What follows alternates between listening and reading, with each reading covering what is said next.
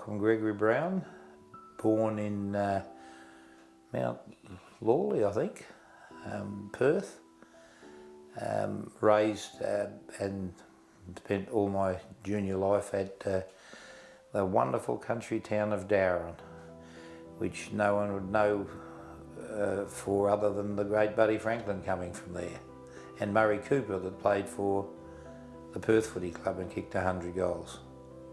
My first memories was a bloke called Ted Hooker Newman, who's passed away quite a few years ago, who was a big, tall ruckman, the most placid man you've ever seen. Only one day I ever saw him get angry. He picked the bloke up and threw him like a little baby about 10 metres. He was a powerful man. South Fremantle in the 56, 58 came up to Gamalling and played a scratch match up there or something. And Jerovich was there. Anyway, I was very lucky. When I went to Scotch College, my bloke, one of the three people that were allowed to take me out for weekends was Clive Lewington.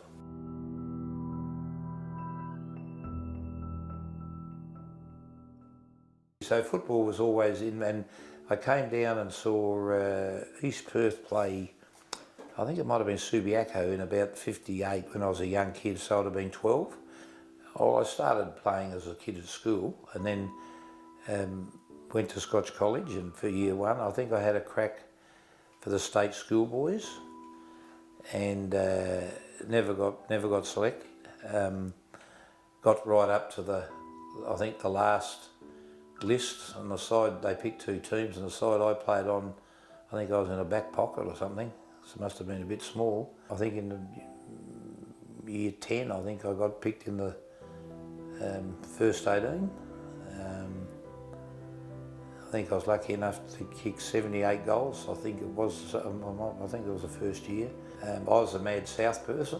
I barracked for South with Bud Byfield, I think was 22, Stunner Badham, Barry White, Cliffy Hillier, Tom Grizzlich, Turkey Tom, who later was our runner at South. I just loved South, and I loved Jeremy and Toddy, of course, too. I mean, you could, but John Brindley, I think, was on the half forward flank, and I just loved South Fremantle.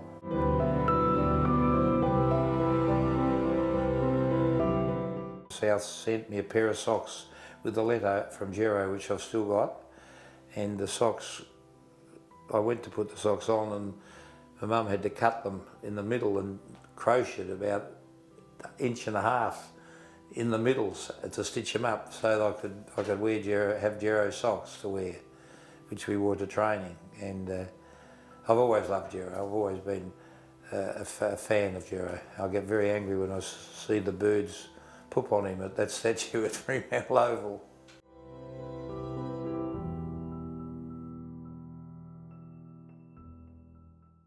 Played a couple of games with South, and I had a bad leg and I was fat. And then Percy stood down, or I'm assuming I don't know if he stood down or got replaced anyway, and I took over from Percy. And then we went 78, 79, 80, and we won it after the third year as well. We should have won 81, and we could have, you can never say should have, could have. 79 we weren't good enough. People will disagree with that, but I think East Fremantle either beat us 3 times for the year or 4 times for the year. So when you get beaten 3 out of 4 or 4 out of 4, you're not entitled to win, I don't think.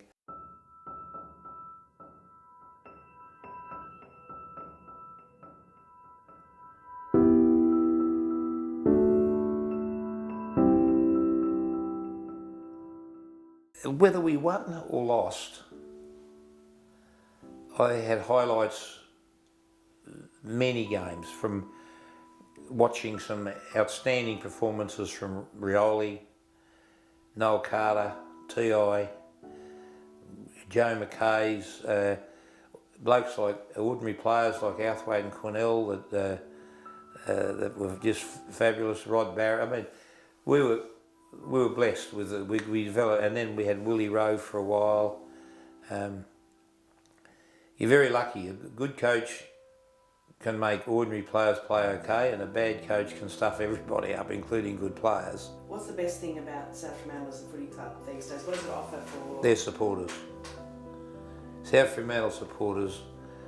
The great thing about the Italians, the Slavs and whatever they are, all here, multicultural, is if you try and you have a crack, they'll be disappointed. If you get beaten and you haven't been perceived to try, they get shitty. They hate it.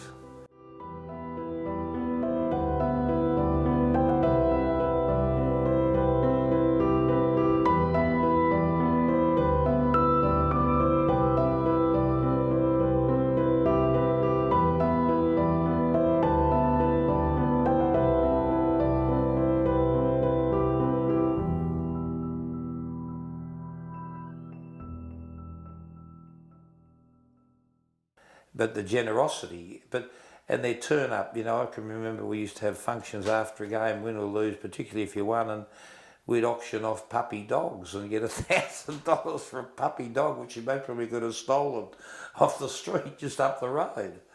But the South supporters are unique.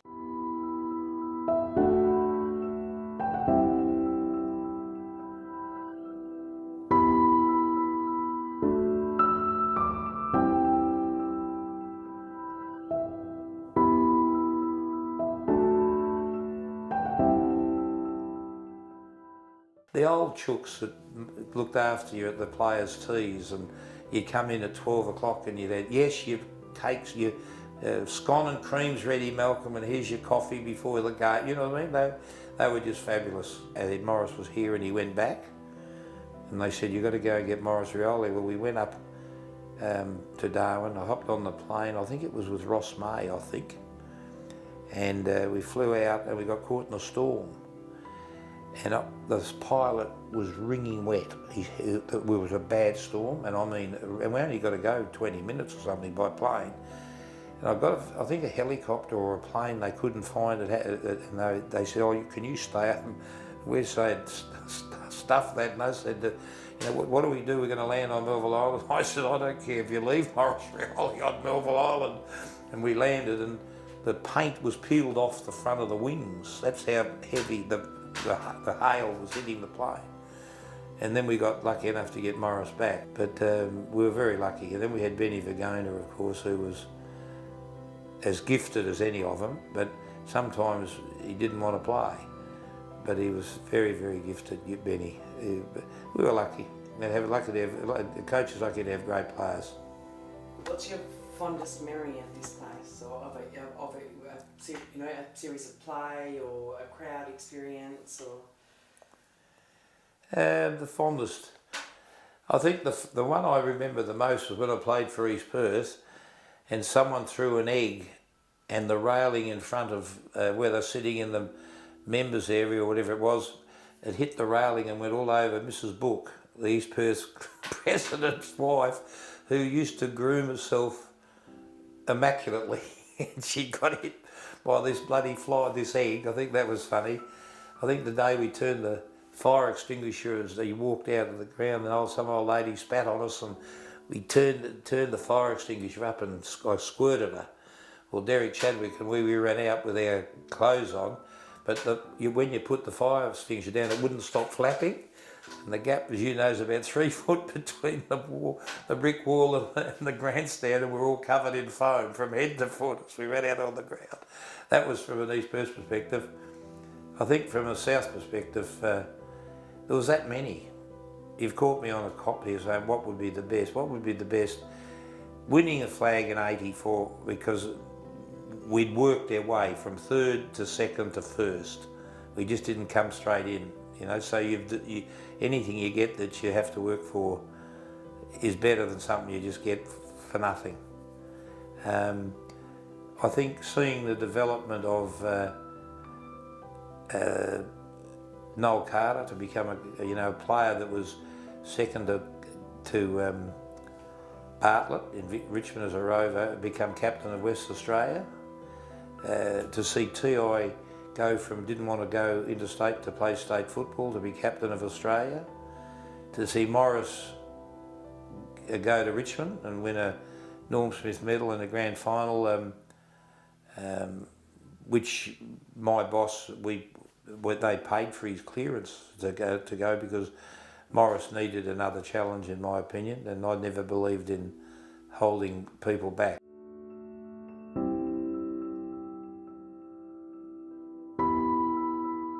What's the naughtiest thing you've ever done here at this ground? Or what's the biggest? Have you had a big dummy spit? I saw you have a big. I suppose that the funniest one was when they told me I wasn't allowed to set foot on the ground, and we got I think it was Coburn Higher, got a cherry picker, and I got in the cherry picker at quarter time, and they put the cherry picker out, and it never touched the ground. It was that far off the ground, and the players all come around and we talked like I'm talking to you now, and just nothing happened. I think that was quite funny. Why were you not allowed on the ground? Oh, I think it was over Darryl Stokes in a scratch match here. We were playing Swans, and a bloke came off the bench and King hit him and broke his jaw, and I took the team off the ground, I think, and then we went down the police station because the bloke that hit him was a copper, and they told me to get fucked. They wouldn't take him to go back to the game. That's exactly what happened. I was going to say less the word, but I was corrected yesterday on that was what happened. But we had a lot of funny things. One day here we hardly kicked a goal. I think it was against Swans, and at quarter time I sent the team back out with 6 footballs to do, and gave them to the assistant coaches and physio. Gave them training drills because they hadn't touched the ball in the first quarter, so they couldn't be tired. We had a lot of fun with those things. I think we coached on the roof one time too. We had to get up there on the roof, and poor Tommy Lobbins was fatter than me and about 5'6", and he nearly fell down. I think he got one leg stuck in the ladder. That was quite a humorous. Oh, the other was Mark Jackson. At Subiaco Oval, he did a handstand, and the bloke ran around him, and they ran up, and I don't know if they kicked a goal or something. Subiaco we played, and the great Clive Luton was sitting next to me, and he never raised his voice, and he said, "Malcolm, what are you going to do about that?" And I won't use the exact language, but I said, "Clive, you've coached 4 premierships, what the hell would you do like that?" Well, that was very funny because Clive was spellbound. He couldn't.